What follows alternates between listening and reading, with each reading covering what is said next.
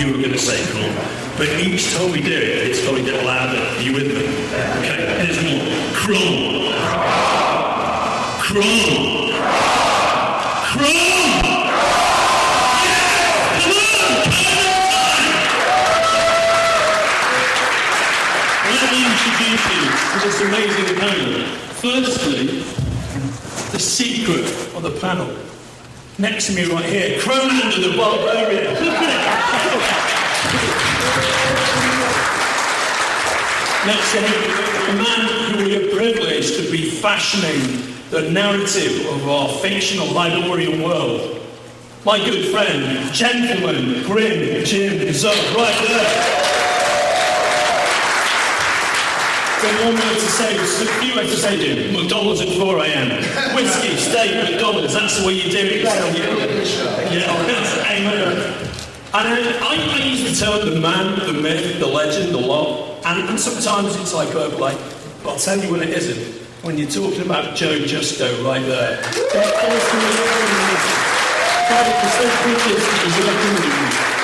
talking a bit more about the fact that you work with a man, you know, all those great colours. For you to be working with us is a total privilege. Great, thank you for joining us, thank you. Next to Joe, true story. 60 years ago, in northern Liverpool, there were 3 young men, more or less born on the same day. One of them was myself. One of them was legendary super letterer Richard Starkey. One of them was a young man called Daniel Craig. And I think you'll agree that one of those men is doing particularly well. And at some point, I'm sure the other two are going to catch up with me. Big round of applause for Richard Starkey, the man.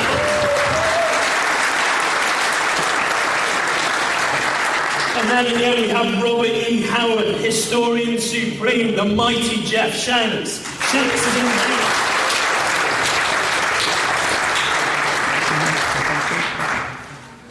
And the late-breaking surprise. We've got the mighty Geof Isherwood at the end there, right here.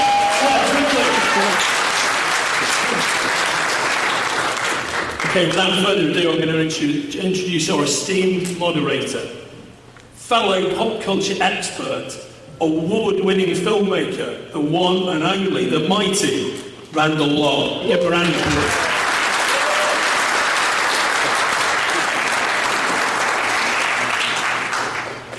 Every time there's a Conan panel and they make you say Crom, it's the closest you get to being in a cult without actually being it. It's always such a treat. Maybe that's more about me than you. We all have the same experience. We all like at least some of the same things, and that's why we're here. And what's exciting about a con, this con in particular, is some of the people are in front of you right now. We want to serve them as best possible. So I'm going to be a brutal taskmaster, not as brutal as Marcos, who is my direct boss in this brutality. But we're going to try to be very quick. But I'll just say this. I'm a documentary filmmaker, and I've been working on a documentary about Conan for 10 years.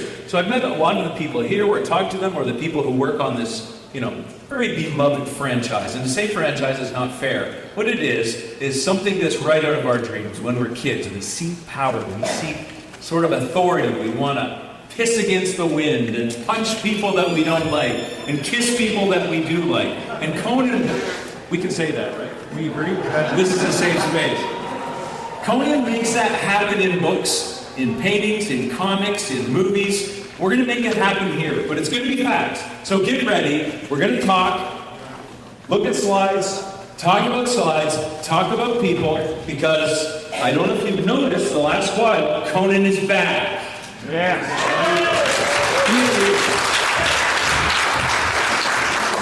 Jusko has been channeling some very deep Texas arcana here for us. Bringing the heat. I know you feel the same as most of us and people who didn't know they love Conan, who've come on board the franchise and come on board Titans Comics. These are amazing, and it's been spectacular. And it's nice to see it crackling. There's all kinds of action happening. We have someone named Richard here. I think he played James Bond, is my understanding, if I know. And there may have been a nomination for an Eisner. Do you have anything to say about this? Is this true? Is it suppositional? It's true.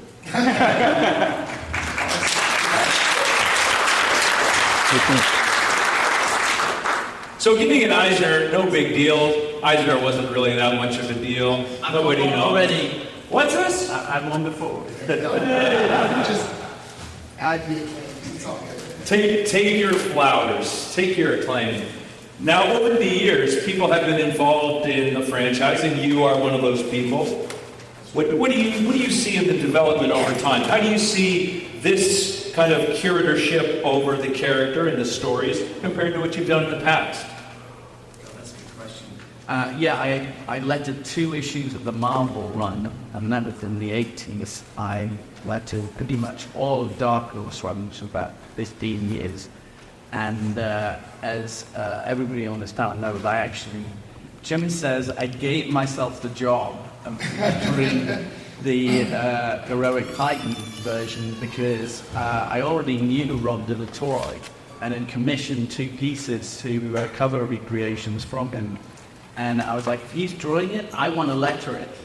And the great thing about this iteration is that it has the energy of the comics that I started reading in my teens. And Conan, and it was my gateway drug to comics. Back when it was the first comic that I got really excited about.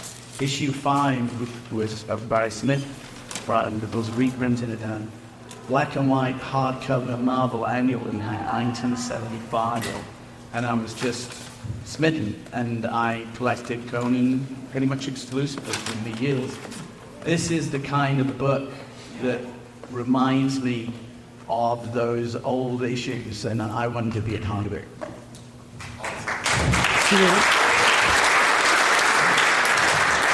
And you had something to do with Doug Braithwaite being involved in the franchise. I'm so glad Doug's working on this series. So I was a Marvel UK editor back in the 80s, and I worked on Thundercats and Action Force, which is the British G.I. Joe, and a young punk kid, James Borges of Colio, was 15 years old, and I was 25. I was young, and he showed us his artwork, and I gave him the script that day, and here he is drawing the other arts of Conan. So Doug Braithwaite at 15, drawing Conan. I mean, I could hardly look at Conan at 15. But sorry, it is art. He was drawing, I think his first published story was Thundercats. Yeah. But he came with the blessing of David Lloyd and Dave Gibbons. And I was like, that's good enough for me. Moments heard of Dave Gibbons. Moving on. So something else has happened over the past while. It's Savage Sword. Oh, yeah. It's back!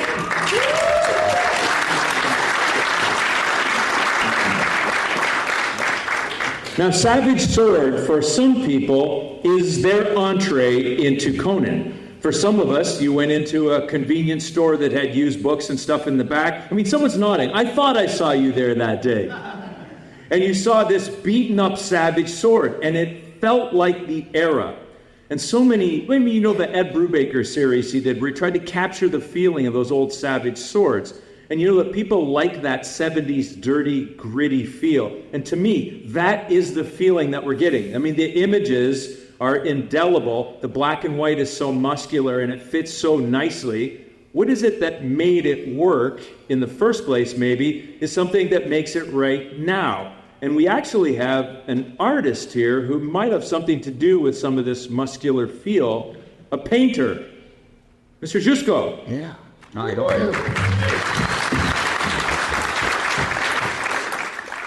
are you? Are you channeling some of that feel? Are you just, it's in you? Yeah, I mean, it's funny because the last I did a lot of the Savage Sword covers back in the 80s and 90s. My first cover was I was 21, I think, when I did my first cover, and I was teaching myself how to paint on all of those covers back then. But somehow they seem to have an incredible following.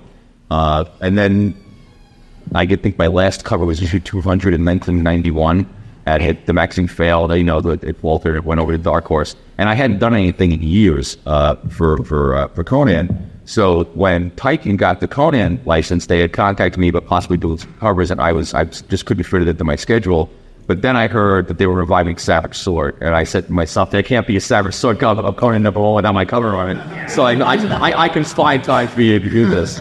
And I just wanted to come up with this nice iconic image for a #1 issue. And was really nervous about doing it because it had been so long since I had done a Conan painting. I knew that people were going to compare it to stuff I did earlier. And once I settled in, I think I got the feel back for what I felt he should look like. And it kind of all came together. I was really happy with this piece. A quick little anecdote about that. We were at New York Comic Con, and I was doing a Conan signing. Right. And you and I were going to meet up because we were already underway working on this stuff, but we hadn't been asked that you were doing the cover on the book. And you came down to Artist Alley because you're like, where are you? I thought you were going to come see me. And I was like, I'm too busy signing Conan. And so he comes walking up, and all of a sudden the line, there's this little hush goes through the line. You go, that's Joe Jusko, that's Joe Jusko. And so we're chatting really quickly on the inside. And then, and so one of the guys yells at the line, he goes, do a cover. And you look at it and you go, that'd be cool, wouldn't it? And then we just go, that's so funny. Yeah, it was interesting because my original concept of it was going to be more of a Cold Norse, Hyborian type painting. And I spoke to Jim and I said, are there any particular, do you want the characters to look like anything in particular? And he had sent me like reference for the Stygian warrior. Yeah, and I realized it changed me. In the desert. Yeah, it changed the entire palette and feel of the painting, but I think it worked out really, really well. The thing that bothers people the most about that painting is divorce. Why my wife hates divorce. Hey, so what was funny too is, Chris Butera, who's here as well, my editor on the series, he reached out to me. He said, we got a challenge for you. Joe's going to be doing this cover. We would like for you to do a fiction story based on it. And I'm like, oh man. So the original, Robert E. Howard Conan stories are short stories from Weird Tales. Like now you're really grabbing the lightning. Don't screw this one up. And so you and I chat about potentially how it could work. And when I get the final piece and I see this dead horse in the piece, and I'm just like, I have to incorporate a dead horse into the story now. And I was really happy the way it all worked out, but it was so funny because my wife, she's reading this thing, giving me a first pass read on it, and when the horse dies, she's just like, oh. Yeah, I know. I love it how Joe said, I think it worked out okay. Yeah. My wife is convinced I have something to get for it because there's a Tarzan cover I did recently. There's a lion eating a horse, and the horse is screaming, and there's in one of the frontispieces, there's a lion attacking a horse, and the horse is going back. It's like, what do you have against horses? I know I'm not the only person here that wants to have a van with that on it. So Joe, do you feel like it's, again, I am not an art critic, so I'm just saying, I see some of that beautiful pile of meat like a Frank Frazetta and that phallic strength. Yeah, well, I mean, if you want to focus on Kevin, obviously that triangular formation is what makes that work. But I didn't realize when I was working on it that when I changed the palette, it does have a bit of a reminiscence of the Frazetta painting, which wasn't my intention originally, but the color palette sort of gives you that feel. But it's a classic formation, from way back in the Renaissance days, of how you could focus something on somebody and make it the standout image. Is there a tonal vibe that you feel like this is it retro to you, or is it no? That's what it is. Well, and it's the way I see the character. I guess my vision of the character hasn't changed much, in the past 30 years. But hopefully I'm a slightly better painter than I was when I did the Savage Sword covers back in the 80s. So I think I have a better grasp of the medium than I did back then. So it's a more complete painting. The most surreal thing for me was when we got our printed copies, and I crack open that box, I pull the top copy out. And it's like an incongruency because it's a time capsule, but my name's on it. Yeah. And that doesn't make any sense. That's like, what is happening? Yeah, you said time capsule. That's true. It almost gives you shivers. Anyone of a certain age, you see that and it really hits you. It's a nostalgia that I thought I was kind of immune to in a way. The format in particular. Yeah. Oversized newsprint, black and white. Yeah. Like it takes you back. Yeah. And it really... That's why the minute I heard it, I had to deal with Savage Sword. I'm like, absolutely. Yeah. No, I'm available. It would be so great if it was coming back next year, wouldn't it? So we were originally, when we did this panel a year ago, hopefully some of you guys were here for that, we told you Savage Sword is coming out, black and white, oversized, beautiful. And we had 6 issues that we could deliver to see if the format was going to work, if retailers were going to respond, and if readers were going to respond. And I'm very, very proud to say Savage Sword is continuing for year 2, thanks to you. You guys proved that there is love for the book in this format, that there is love for the format, and we are lined up another amazing year worth of phenomenal talent, including, I'm happy to say, our friend Geof Isherwood over there. Give it up for him. He's doing a King Conan story. Tell us a little bit about your work on that. Well, I have to thank Jim first, because I met you back at New York Comic Con last October, and I said, hey, Jim, I'd love to draw some Conan again sometime. He says, well, the editors are here. I'll send them to your table. And they actually walked over and said, yeah, we'd love you to do some Conan. And, as they say, the clouds parted and the trumpets blared. I'm wondering, who's this kid Roy Thomas? I don't... So we're happy to say Roy is coming back, and he's going to be doing a story with Rob de la Torre. So the absolute classic Roy Thomas, the reason why the Conan comics even exist all the way from 1970, he's teaming up with our phenomenal, modern Conan artist, Rob de la Torre, and they are putting together one for the age of it. So we're really bridging that old and new. I think you guys are going to freak out the way we're freaking out. Buscema vibes are happening right now. Everybody feels that, right? It's Big John on Overdrive. It's so wonderful. And Jason Aaron, no slouch, loving the Conan. And that's really been the goal, I think, is trying to take that nostalgia, that Bronze Age power that we all feel, but also giving it's a legacy. We're part of this incredible chain. So how many of those people can we incorporate? How many can we bring together and celebrate this thing that we all love?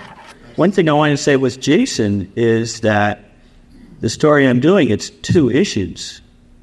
And I got an email in March. Geof, I'd like you, we're thinking we really want you to do something. How about a 48-page Conan story? Oh, by the way, there were 2 of them. 96 pages. So I finished the first one. When we get home, I'm going to start on the second part. Talked to Jason yesterday, found out what's going on.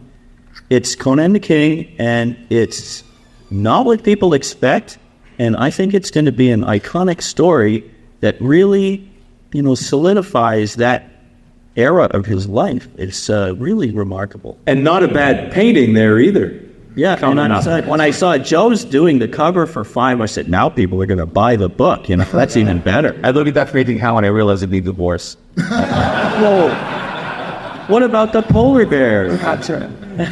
I mean, it really feels nice. And it feels, right? Yeah. That's the difference. That's what I've been hearing. So many people here at the show, you guys, the outpouring has been so phenomenal. And every time I hear it, it feels wonderful. So I don't want you to feel like I don't want to hear it. When someone comes up and they go, an old-time collector, and they're like, I'm 14 again. You have no idea. I cracked this book open, and I'm a kid, and it's the best thing. And inevitably, their significant other goes, it's her favorite book every month. It's like super, super excited. Retailers telling us that they've got people who are coming back to start a pull file for the first time in a decade, sometimes 20 years, that they're buying up back issues of Savage Sword in the original. That's what this thing is. It's a legacy that we all get to be a part of. And I think the tactility of it, the feel that we feel, that those of us who are gray hairs, I think a 14-year-old kid now can get that. That's accessible. And we wanted to make something that is easy to jump into, but also rich and true to the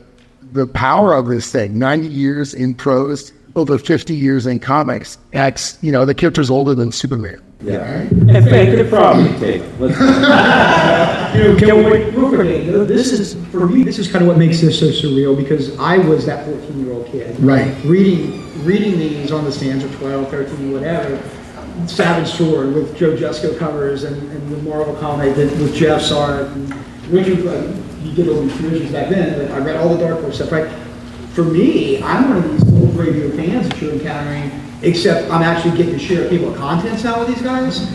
Well, you talk about imposter syndrome. Wow. Man, you are cutting yourself so short, right? So Geof is an absolute scholar of this material. And just having him involved in the brainstorming process that we get on a call. First of all, we hype each other up with excitement all the time. Oh, you got to check out this thing. I have a quick anecdote. We're chatting about a bunch of story material, and just like, oh, I just got these packages. I got to crack them open. I hope you don't mind while I'm on the Zoom call. So he's got a little penknife out, and he's cutting open a box, and he pulls out 2 weird tales that he got from Heritage Auctions, and he's just inspecting them while we're talking about upcoming Conan stuff. And there's like Queen of the Black Coast. I'm like, No flex. No my flex. God, that's an original Queen of the Black Coast. And he goes, yeah, it's in better condition than my other one. I'll replace it.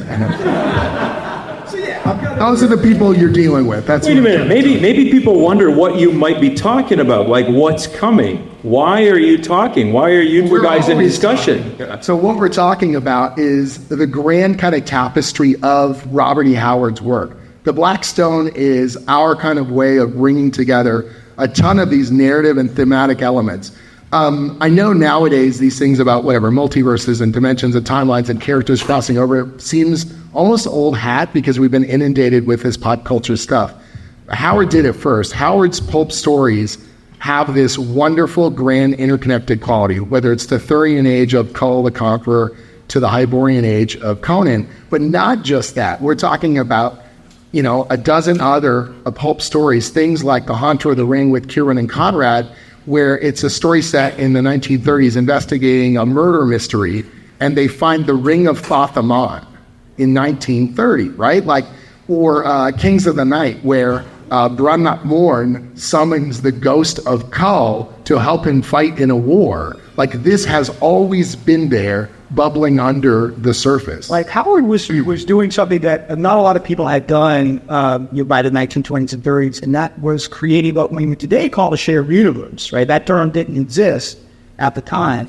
But, like Geof was saying, he created, he had this idea, there were a couple of people toyed around with this. There are a couple of writers that would mix up characters and stuff in different stories, but Howard, from the very beginning of his career, started creating this world and this timeline, a fictional timeline. And as he would invent characters, he would plug them into it, whether it was Randall Lobb, right, the last king of the base during Roman times, or Kull during the Arthurian Age, before the Cataclysm, Saul the King, Elizabethan, Europe, and out of them. And he would always drop little hints, Easter eggs here and there, tying stories together. And that was really unheard of, at that time. Dr. Shanks, is it a first? Did anyone else ever? Yeah, a couple of people, like Alexander Dumas, right? Three Musketeers, Count of Monte Cristo, would name drop a call of his characters who were a couple other things. And actually, Howard was a big Dumas fan, right? So Burroughs started doing it a little bit. And in fact, Jim mentions King of the Night, and that was the first time Howard did an explicit crossover, where Kull travels through time 100,000 years to the time of Brannock Morn or the Roman Empire, and they team up together to fight the Romans, right? So a full-on team up. It's interesting because Burroughs did the same kind of thing right at the same time with Tarzan and the Earth School. Right. And they're literally within months of each other.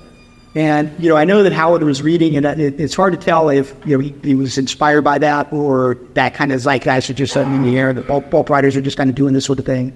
But literally within months of each other, they were both doing crossovers with their characters. Howard had actually done that earlier with a couple of characters that hadn't been published yet, and then stories didn't get published. El Borak is one of those. How many people have heard of El Borak? Right? Few of you. You're about to see a lot more of El Borak coming up. And you can see him there. He's the one smiling in the center there with the Clark Gable kind of look to him, right? He's a sort of an Indiana Jones type adventurer. Howard created this character very, very early. It's one of the first characters he created when he was just a teenager. And he had another character, a Western gunslinger called Kid Allison that he created. And he wrote a bunch of stories individually with these characters, but then he also wrote some with them teaming together. And they didn't get published but this was the early 20s. He was already doing this right at the beginning of his career, this idea of, mixing characters, putting them together, creating what we've started calling today the Howardverse. Yeah. Because that's really what it was. He started, many of you may know that he worked with, or he built letters with H.P. Lovecraft, and they bounced ideas off of each other. He would also throw in references to the Cthulhu mythos and stuff of Lovecraft, and Lovecraft would drop things like Fra and the Serpent Men in his stories. So he was even toying with, playing around with some of the other Weird Tales writers like Lovecraft and Clark Ashton Smith and these guys, and even like expanding beyond his own shared universe and creating even a larger Weird Tales universe to some degree. And so for us, this idea is that this is already kind of in the mix. The kismet of it is already there. There's stuff happening, and there's all these little bits and pieces and evidence. What if we can weave that tapestry even more tightly?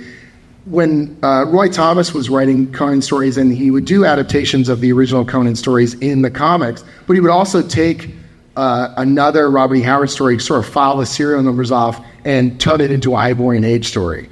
And that was one way to sort of solve it, to give that feel of Howard and put it in the original comic. That's where you actually get things like Shadow of the Vulture with, Red Sonja Rogatino now becoming the Red Sonja, Hyrcanian warrior, and stuff like that.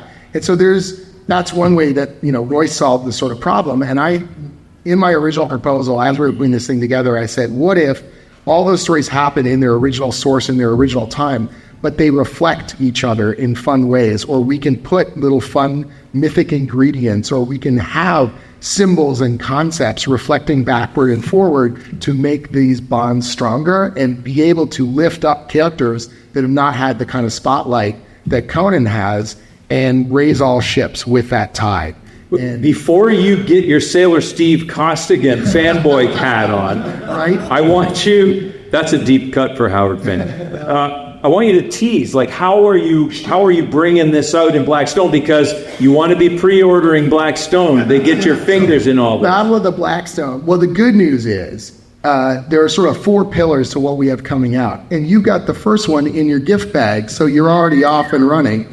Free Comic Book Day 2024 is the Battle of the Blackstone prequel issue. That's where we tee up everything. We told a bunch of cool stuff in Conan, 0 to 12, our first year, and I just want to brag, by the way, 12 issues, 12 months. Issue 13 came out Wednesday. That should not be clap-worthy, in comics, but here we are. But we delivered the goods, and I think that consistency has really, really helped to bring the fan base back. That you guys have something exciting every 4 weeks waiting for you. So the prequel issue sort of does a little bit of a recap and expands on some of the ideas of 0 to 12 from Conan, tease up which characters are being being lured into this horrific kind of internal war that is happening.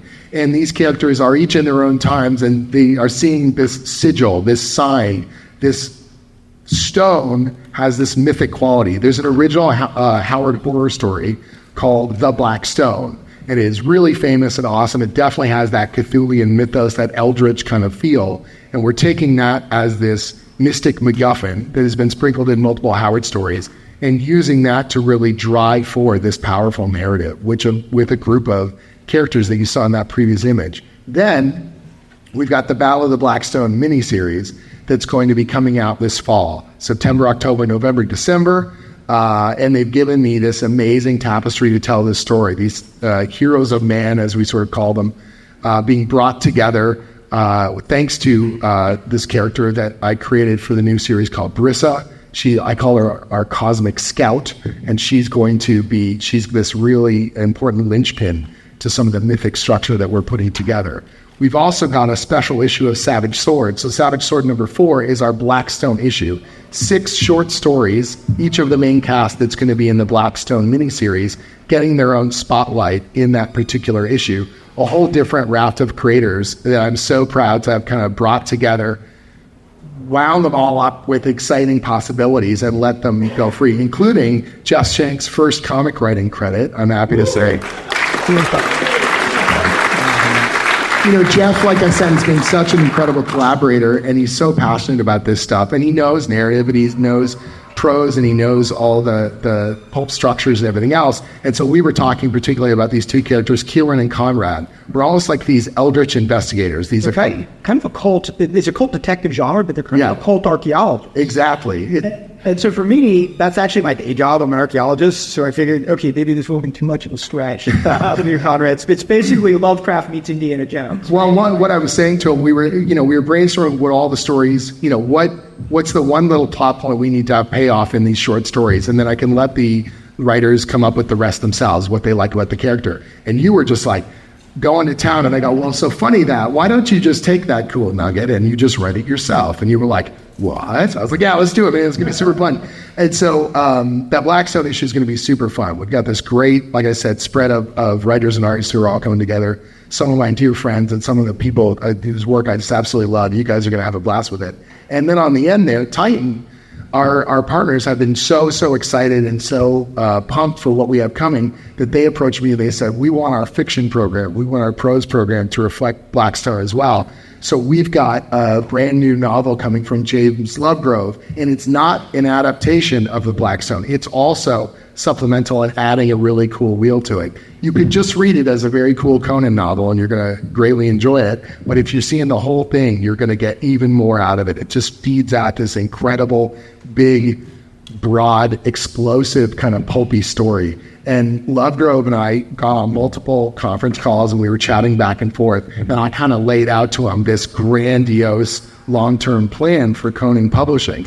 And it's scary because I'm saying it all out loud. It's like giving the big, kind of secrets and hoping that people see what I can see and what's possible. And his eyes were just getting bigger and bigger. And he's just like, well, I got to be a part of this thing. And I'm just like, right? That seems to be every one of these meetings that we have as we're talking about the future and the possibilities. We're all just so damn excited. And we're all just so happy that you guys are along the ride with us. So those are the four pillars of the Blackstone, and we can't wait for you to read them all. I'm going to segue off something he said. People are excited about Conan, but in many different forms of media. Yes. So if you want your Conan and you want to read it and you want to see paintings, you can do that. If you want to do other stuff, reading digitally, I'm not the only iPad reader in here, I'm sure. I don't want to mess up my books, so I read ePubs, and those are provided to us. I know that's kind of a greasy thing. In the ebook program, so they're releasing new short stories every single month through the Heroic Signatures ebook program. A lot of authors who have been just dying to dig in and do their own kind of pulp stories in that Weird Tales format, the short story format. And those have been coming out to great acclaim and real excitement. And getting that little hit on your Kindle, it's wonderful to see. I love this stuff. It feels like it's all just coming back. And then a big fat omnibus action for people like me who don't want to open them up necessarily and mangle them, but you want to see them, and then they're heavy, and you can use them to make yourself feel good about your choices in your life. That's how I use mine. Look, another one, honey. On the video game front, obviously Conan Exiles is still going strong. If you go on YouTube and you search for Conan the Barbarian, there's probably more Exiles and Age of Conan videos than anything else. More than the movies, more than the books. The video game audience, that modern younger audience, they love that damn game and they go crazy talking about builds and funky things that they're doing with it. Deep in my heart is tabletop role-playing games. I think everyone knows that. I was raised by dragons, like Dungeons & Dragons made me want to be a writer. The new Conan role-playing game, if you guys don't know about it, Monolith, who made the phenomenal Conan board game, has a brand new RPG. They're going to be kickstarting the expansive version of it this fall. But right now, you can go to their website and get the quick start for free. So you can try out the rules. You can do a sample adventure. It is wonderful. And we've been talking at length with them. We had a pretty special experience. We were at Howard Days this year. So we did the Robert E. Howard Book Festival in Cross Plains. And one night, I ran the quick start for Geof and for Hawking, the author of City of the Dead, and Howard N. Jones, who's top side, sword sorcery writer, and Mark Finn, great Howard biographer. And we were literally at the Lord House, and I was running the Conan Quickstart. It was the craziest thing. How did you not conjure an old god? How did that not happen? It was amazing. It was such a fun ride. And realizing that we've just got so much excitement going on right now, it feels really electric. It's so cool. What's that on the bottom right? Those look like turns, toy turns, character turns, figure turns. It's got to be figures coming up, too. Yeah, we're definitely, Yeah, we're working on a new set of action figures, working with the same people that made all the great Frazetta-based action figures. And you can see there's a concept of that one that will be based on Rob Delatorre's Blackstone cover. Yes. As we know, you guys have been absolutely loving everything Rob, so we wanted to celebrate that with his own commemorative figure. And then we're also going to be pumping out a lot more Conan merch in the next year. You guys all those fun Conan t-shirts and posters of all the awesome covers that people like Joe has been knocking out. And then, of course, Everybody on the creative team gets a box of those, right? oh, yeah. He said it. Look at our budget now. Oh, jeez. And that merch will start hitting in October 3. That's right. Yeah, exactly. Look what's right in the middle. You get I just saw that. sweet fatalities. That's right. Yeah, I saw that trailer the other day. This is one of the things that pleases me so much. Anything Conan related, my social media just gets swamped with it. Just absolutely swamped. Some random cosplayer, someone sending it to me, some t-shirt, some bit of viral media, some meme, like you name it, it comes into my inbox. I love it because it like that I'm associated so closely that you think that I need you to tell me every time. I don't consider it an insult at all. It's really pleasing. So Mortal Kombat has just been like shellacking my Facebook for the last 2 days. I can't wait to see Conan out. Yeah, that's right. Conan fatalities are going to be amazing. I'm in all those emails where they send them in for approval, and the Mortal Kombat guys, they know what they're doing. And so I can tell you those fatalities and animalities they brought back too are going to be very fun and very Conan. Sweet. I can't be the only one we never see Conan cosplay anymore. You notice I don't see it very often. Is it because we're all too old? It's because Joe's the only one That's right, Joe.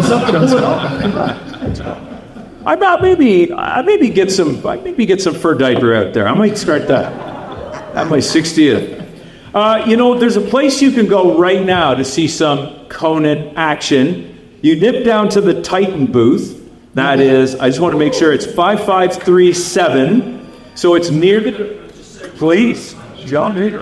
So you may have heard me say this before if you've been in any of our other panels. The Titan booth is in a very strange place. So the number is 5537. You can pretty much ignore that number because if you go to row 5500, you won't find our booth. The way that it works is we've got a wall booth. We're against the wall, and so the numbers are anomalous. So what you need to do to get to the Titan booth is to go to door C, entrance door C of the exhibition hall, and we are immediately on the left. Yeah, you can't miss us because we've got a big floor-to-ceiling banner. So entrance door C on the left, that is where the Titan booth is. Thank you. That's tight. Yeah. And at the Titan booth, by the way, here's the way I found it. I'm walking past, not looking at the wall. There's the diamond, the big blue diamond. I turn left, and there's all the good stuff. Included in that good stuff, there is a Rob Delatorre pin.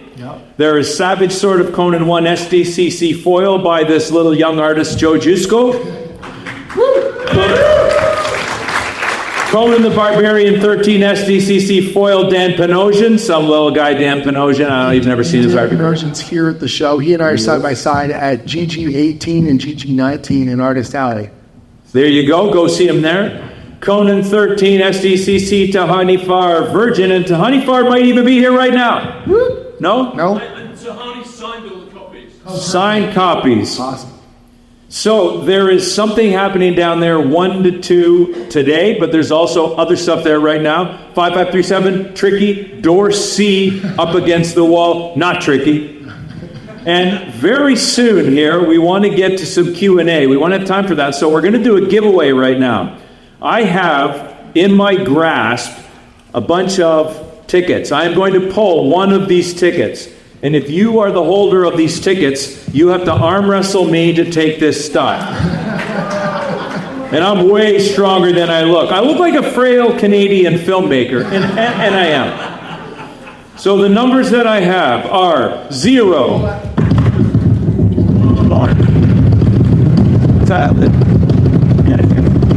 Yes, here it is, winner. 0, 0, 4. Let me do this in a different voice. And now, 0, 0, 4, 0, 8, 8. You are not here. No, they gotta be. You are here! You are going to see Steve in the back? Steve in the back is your best friend. I knew it was going to be him. I knew it. Amazing. I hope you have room in your luggage, sir. So knew it was going to be him. He was looking at me, giving me like power. He's like, check will clear later. At this point, we can do a Q&A. If you would like to ask anyone questions, we have about 10 minutes left. And if you have a question, if you don't, I'll ask mine. And they're all self-serving, so you had better ask a question. Please just, there you go. Here's a question. Sweet. I know a lot of you were in Texas at Robert E. Howard's place. Yeah. What kind of planning, since you were all together, were taking place for some of the stuff we saw today? Sure. Or what's coming? So you were asking about Howard Days, which is the Robert E. Howard Festival. It happened last month in Cross Plains, Texas. Just to give you some context, flew into Dallas, rented the car, drove 3 hours. The last hour is almost all dirt roads, and you're in this town of less than 1,000 people where the Howard House is. It's an American heritage home, and it's a museum to Robert E. Howard. And we were there for 3 days. We did 1 day of sort of filming around the grounds. A lot of that footage is going to be coming out on the official Conan YouTube channel. If you're not subscribed to, Sean Curley's your boy there, and we're going to be doing all sorts of amazing stuff. We filmed so much cool material that's going to be on the channel over the next year. But getting us all together was so wonderfully electric. Like, Geof and I have been talking for over a year over Zoom and stuff, but we'd never met in person. He's taller than I thought, and it was phenomenal to just hang out, to just have this casual. We had a morning before Sean came to do some filming. We were literally sitting on the porch of the Howard home, casually talking about the future and the past and how exciting things are and how fortunate we all feel. Like to be able to do this, this is our job. And Geof goes, oh yeah, that's right, you've never been here before. This old hat for me, I do it every year. Yeah, he goes, I've been doing it for like 15 years. Right, this is more like a family reunion for me. And I'm like, well, and he goes, and you're part of the family now, buddy. And it was just so warm and so sweet. And I go, yeah, except I'm the weird, black sheep cousin no one knew about, and I have a plot of land now right next to the house. So, Randy's been there. Randall was. Well, you know what? This is the craziest thing. My team went, and I was a high school teacher, and I had to teach. And I missed it. But I went to Rusty Burke's house, and I touched Rusty live. If anyone here knows Rusty Burke and Robert E. Howard, I went to Rusty's, and that was my pilgrimage, and I got the power from Rusty. I think the craziest part was Sean and I were doing an interview at one point, and he's like, oh, just sit at the table. Right, the Howard's writing table on his writing desk, and I'm sitting there, and I'm talking about the creation of Conan, and he says, can you motion over to the table as you're talking? I go, when Robert E. Howard made Conan the Barbarian, like I'm sitting in this space, and it feels very, it's phenomenal. It's a phenomenal feeling. It's such a phenomenal community. They were so welcoming. They were so warm and so excited about the past and the future. And that's what it's really all about for me, honestly. Yeah. It's really a pilgrimage. It's hard to get to, as Jim said. You got to really want to get there. And so everybody that's there, it's true hardcore fans that have made that pilgrimage to this place. And it's people that that you've got this shared thing that you all love so much. And so it's like and so it was so easy to slip into the mode and to talk about what's coming and get excited and to know that we are in that space and that we're feeling it and channeling it as much as humanly possible. And it can't just be retreading. I think that's one of those things that when I was talking to friend Jay, the owners at Heroic Signature, I said, I love the adaptations. I love the existing stories. They're absolute classics. But if all we do is do them over and over again, there's no surprises there. There's no, you got that electrical feel when you were a kid because you didn't know what was coming next month. And I said, we have to keep that vibrancy to the narrative. Otherwise, we're doing wrong by it. We can't just be, a cover band, right? Replaying the hits. So. Jim, it occurs to me that if you go to a Frazetta museum and touch his paints and you will have channeled sort of a complete circle, and you will conjure an old god. they've got a new series of Frazetta books that are coming out, and they reached out to me to write one of the entries all about the influence of Frazetta on the medium. What? Like, this the whole thing is the most insane. Someone asked me the other day, they said, man, this must be a bucket list for you. And I said, no. And they said, what do you mean, no? I said, when I was a kid, I wanted to meet the people that worked on Conan the Barbarian. I could not be those people. That is impossible. This little kid from Oshawa, Ontario, it does not get to do that. That's not how this works. So we're galactically beyond the bucket at this point. The bucket is a tiny little speck off in the distance, and I am so thankful to all of you for making my dreams come true. So. For those that don't know, well, wait till I say the next thing. For people that don't know, Jim is from a town that is often called the Dirty Schwa. We're the city that motivates Canada, because there's a car factory. Deep Canada lore. Yeah. But we had 3 comic book stores when I was a kid, so, we had a lot of escapism going on, for sure. They got Star Wars in 1987, episode 4. Is there anyone else with a question here? Yes? So, make sure everybody gets the way. Oh, boy. What's your favorite Howard story? The favorite Howard story. I know the answer. Do you know? I think so. Probably. Oh, it's very tough, right? But I'm going to throw this one out there. It's actually not Conan's yet, although there are some Conan stories that are right up there, like Beyond the Black River, the Red Mail, Creating the Backside Law. My favorite Robert E. Howard story is Worms of the Earth, which is it's a Brand McMorran story, right? And the reason I say that is because and I highly recommend everyone, if you haven't read it, check it out. And it's online. It's a story about Brand McMorran. It's a horror story. It's sword and sorcery. It encapsulates a lot of Howard's themes, like the barbarism versus civilization theme, right? The Picts fighting against the Romans. That concept. It's got Lovecraftian themes in it as well. It has a Blackstone, reference in it too, right? It's so many of the elements of tropes and themes that resonate with Howard and that spoke to him and that sort of Howard from his works. They're all there in this story, and they come together, magnificently. Worms of the Earth. So what's interesting is quite a few people ask me why we haven't done anything with Brand McMorran yet, and it's like we've got a long-term plan, and I need to keep some cards held to the chest. I got some ideas. I got it on. So it's just a matter of, it's not if, it's when. What's my favorite Robert E. Howard story?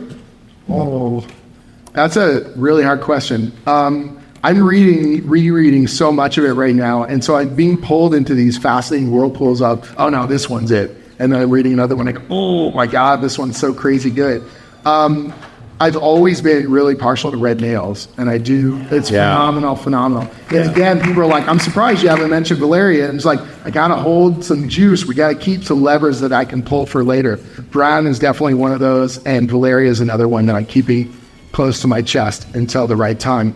But that being said, I think what's surprising me now is in Savage Sword number 3, I did a war poem, which is the stupidest, craziest challenge that I've been given so far. You wouldn't think it would be, but it's hard. It's really hard. That lyricism, that voice that he has, the way he's able to summon words that create imagery in your mind. And so I was rereading a lot of Howard poetry, and those really shocked me how really, really good they are. There's a poetry reading at Howard Days. We're on the porch, and people are reading these poems at this gravitas and yelling to the sky. And it would be so easy to be cringy about it and to be like, oh, this is embarrassing. These people are reading these war poems. But we're all just into it. Everyone's just doing it. And dressed as Picts. No. But, and so, the gang was all there, and Bill Cavalier goes, hey, I heard you had a poem. I want you to read it. I was like, no, I couldn't. This is for Howard. And he goes, get up there, read your new poem. So I read mine, and I was waiting for everyone to just be like, and I read it out, and then everyone clapped, and I thought, okay, that wasn't so bad. All right, that wasn't so bad. Okay, we got this. That's all good. So it's funny. I'm off in the weeds with this stuff in the best way possible. People are like, what are you reading lately? I'm like, well, it's a lot of Howard. And it's a great thing, but it's constant. My reading list is just, every time I have a call with Geof, he's like, oh yeah, The Screaming Skull of Silence, put that on your reading list. I'm like, okay, here we go. The edits and the room right there. It's kind of wild right now. One thing you'll know is for people who kind of hardcore flex, like old school fans who are like, you don't understand the franchise like I do. These guys understand the franchise. Geof has been amazing in that kind of way, where I think this kind of I'm seeing this kind of an echo. Is that work? And then Geof's answer, he is like the ultimate improv guy. It's the yes and. He's like, not only does that, but here's 10 other things. Check this it out, and then, put it in there. And then when I thread some of these in there, he makes me look so good, and it's my job to try and make it all feel cohesive and emotional and intense. But he has been just a phenomenal resource. But the team as well, like Heroic is 100% behind us, and Titan is 100% behind us. And it's not about, I've worked on a lot of commercial properties, and fear drives a lot of decision making when it comes to making stuff. And these guys are about excitement. And I think that's been one of the most cool things about being in the mix with my friends making this stuff, because we've all become friends over the course of doing it. I brought one of my friends to the Heroic get-together the other night, and afterwards, he does the old punch in the shoulder, I'm really proud of you, buddy. That might have been a lot of drinks, but he was very proud of me. And then he said, that didn't feel like a corporate thing, that felt like a family thing. And I was like, it's a family thing. Okay. Yeah. I'm going to jump in and say that we have to quit, but in my ending remarks, I'll thank everybody for coming. Thank everybody for coming.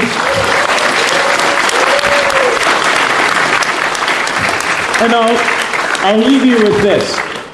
Years ago when I started working on the documentary, Fred said to me, Randall, there are normally 3 kinds of fans. He said, there are the Arnold fans, the Marvel fans, and then there's the Howard guys. And now there are the Titan fans.